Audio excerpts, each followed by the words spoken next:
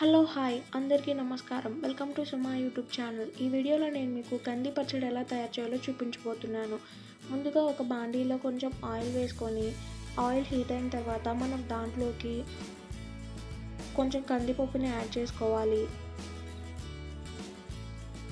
నేనైతే ఒక 2 గుప్పెళ్ళ కందిపప్పుని యాడ్ చేసుకుంటున్నాను. చూడండి, ఇలా ఆయిల్ హీట్ అయిన తర్వాత మనం కందిపప్పుని యాడ్ చేసుకొని మరీ హైలో కాకుండా మరీ లోలో కాకుండా సిమ్లో పెట్టుకొని మనం ఫ్రై చేసుకోవాలి.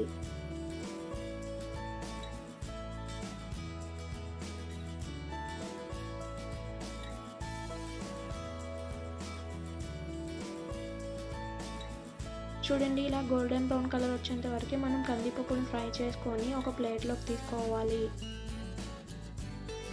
ఇలా కందిపప్పుని ఒక ప్లేట్లోకి తీసుకున్న తర్వాత అదే బాండీలోకి మనం ఒక 6 నుంచి 7 ఎండుమిరపకాయలు ఇంకా కొంచెం ధనియాలను యాడ్ చేసుకొని ఫ్రై చేసుకోవాలి.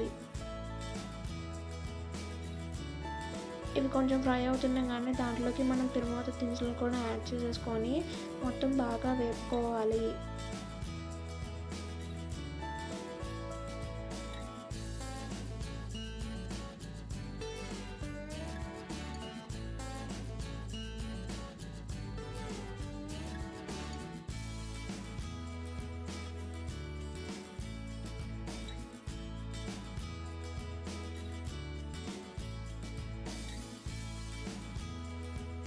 చూడండి, ఇలా మొత్తం వేగేదాకా వేపుకున్న తర్వాత దాంట్లోకి మనం కరివేపాకును కూడా యాడ్ చేసుకొని కొంచెం చిటపట అనేంత వరకు వేయించుకొని ఒక ప్లేట్లోకి తీసుకోవాలి. తర్వాత మనం దీంట్లోకి ఒక 2 నుంచి 3 రేకుల చింతపండుని కడిగి నీట్గా శుభ్రం చేసుకొని ప్లేట్లోకి తీసుకోవాలి.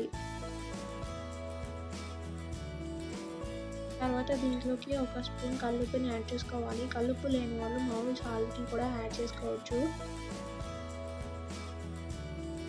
చూడండి, ఇలా మొత్తం మిక్సీ జార్లో వేసుకొని మిక్సీ పట్టుకున్న తర్వాత మనం దీంట్లోకి కొంచెం చింతపండుని అలాగే 4 వెల్లుల్లిపాయ రెబ్బల్ని కొంచెం వాటర్ని కూడా యాడ్ చేసుకొని మెత్తగా గ్రైండ్ చేసుకోవాలి.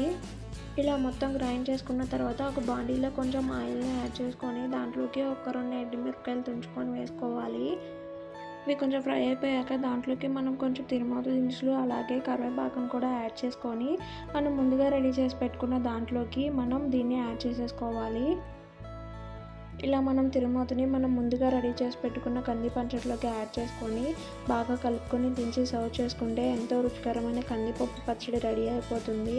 మనం ఈజీగా సింపుల్గా ఇంట్లోనే మనం ఒక 5 నుంచి 10 మినిట్స్లో రెడీ చేసేసుకోవచ్చు. ఒకసారి ట్రై చేసి చూడండి. ఈ వీడియో మీకు నచ్చినట్లయితే లైక్ చేయండి, షేర్ చేయండి, సబ్స్క్రైబ్ చేయండి. Thanks for watching.